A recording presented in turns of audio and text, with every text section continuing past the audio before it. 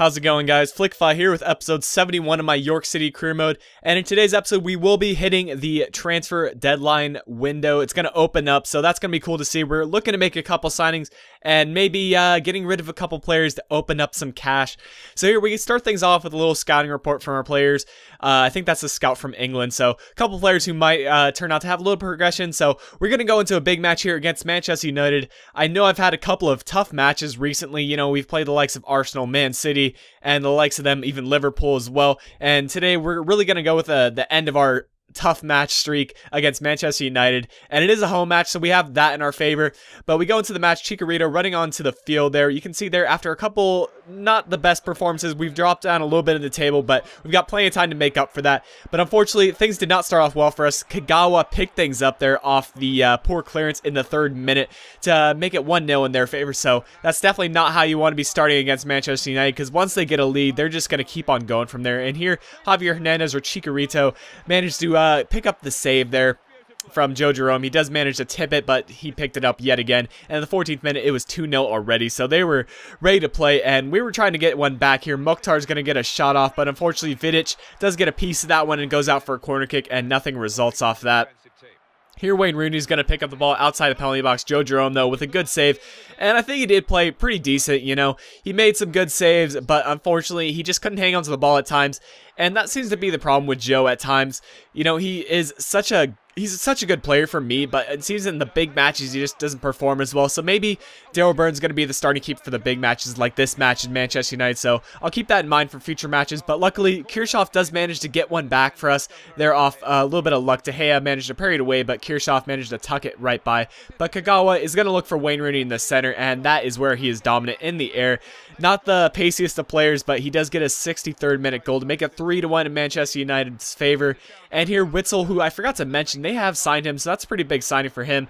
And he does play for the Belgium international team, which I am managing. Still haven't had a match with them, so hopefully we can get a match soon, and I'll let you guys know how Alex Witsel plays. Maybe in a couple years' time we'll sign him, but I don't really suspect that's going to happen, because by the time we probably have the funds for that, he's going to be up there in age. Morante there makes it 4-2. But we still do fall 4-2 there. So Manchester United with a dominant performance, you know, getting 4 goals for themselves. And usually it's kind of hard to score 4 goals against a computer, and I don't usually go ahead and do that very often. And they did deserve the victory, to be fair, guys. But here, we're going to get our scouting report from the players in the U.S. And the first month that we had them sent, you know, we did get a pretty decent player, but this time around, we just didn't get any luck. No players past like 71 ratings, so we're not going to be signing any of them. And we go into the next match here against Stoke City. We have played a couple times throughout these years. You know, we played them a couple times in the Cup, and this time we're playing them in the Barclays Premier League. So we're looking to get a good win here. They haven't been doing too well as of late, losing to Chelsea, Spurs, and getting a draw. And this one is an away match. So after that loss, you know, we did sit around the same spot, so we're only a few points shy of Manchester United, Manchester City, and all of them. And hopefully we can go ahead and string together a couple victories and move ourselves a little bit back up the table. And after that somewhat poor performance from Joe Jerome, I decided to give Daryl Byrne the start. There we got a little bit lucky. I think that might have skimmed the top of the crossbar and went out for a throw-in, but Chikuchi there gets the start for Kirchhoff this match, and he does manage to get a goal for himself in the 31st minute, so good to see there. And Nzonzi does find Jones there, but Daryl Byrne making another great save. And it's still such a tough situation for me. I do want to sell one of the keepers off, and I don't really want to sell Joe Jerome because he has such good potential. So it looks like Daryl Byrne is going to be on the transfer list for the time being, and hopefully we can get a little bit of cash for him. Chikuchi there gets his 2nd goal of the match in the 59th minute, which is good to see. Pretty much sealing the victory for us. And Scott Sinclair, not Scott Sinclair, Ole Sinclair. Scott Sinclair's the guy that plays for Manchester City. But Balanta there nearly gets a header off, but we do get the 2-0 result there. Daryl Byrne with a clean sheet, and we come back from that loss against Manchester United and get a victory there against Stoke City with a bit of a dominant performance. 57% possession, you're usually going to get a victory there. And we do have one more match, but before that, we do get a first transfer offer of the window, and that transfer offer is going to be for, I believe it's for Stefan Kirchhoff, our striker.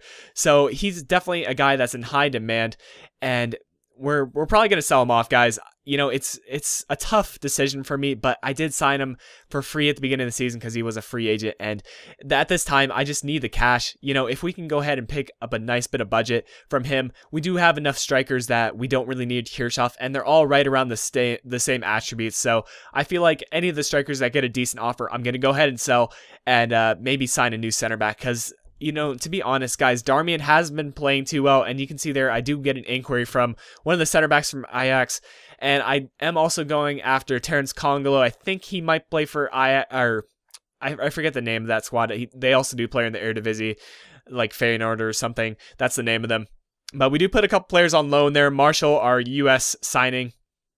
And we go into a match here against Fulham to round out the episode.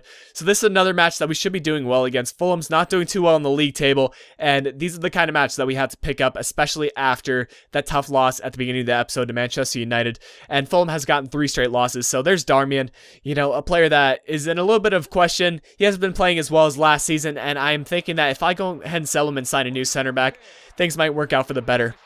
But David nearly gets a goal for ourselves, but Joe Jerome does make a good save on his near post. But here's the guy who scored that amazing goal when we played Fulham the first time around. That one wasn't quite as amazing, but he does get the opening goal for them in the 41st minute. I'm not even going to try to pronounce that name. So we go into halftime, down 1-0 in Ivy Lane. So second half, we're going to have to turn things up a little bit and go ahead and get a goal for ourselves. And Morante, being really patient, is going to cut back inside and fire this one with his left foot into the back of the net there in this 49th minute. So just after halftime, brushing off the deficit that we had. And here we get a little bit lucky, to be honest. Mukhtar gets a breakaway after that player pretty much kicked the ball to him, and he fell on his feet. He sees Chikuchi in the center. He's going to send in a great cross, leading Chikuchi toward the ball, and he's going to get that one just 3 minutes later from our first goal. And we really were just rolling from there, guys. Isacek gets a shot here in the 89th minute. Just being patient, gets a shot off, and Stockdale with a really nice save. 2 nice saves, actually. But that is really how the match does end, guys. We had the pressure on for the rest of the match, and we get the result there. So despite the loss that we had in the first match of the episode, we do pick up 2 consecutive wins, and Chikuchi and Morante do share the 8.8 match rating. So what I want to tell you guys right now, leave a suggestion on what players you want me to sign. I right now have right around, let's say, 8 million for the transfer budget. So if you did enjoy the episode, leave a like or a comment. Anyways, this has been FlickFi. I'll talk to you guys again soon.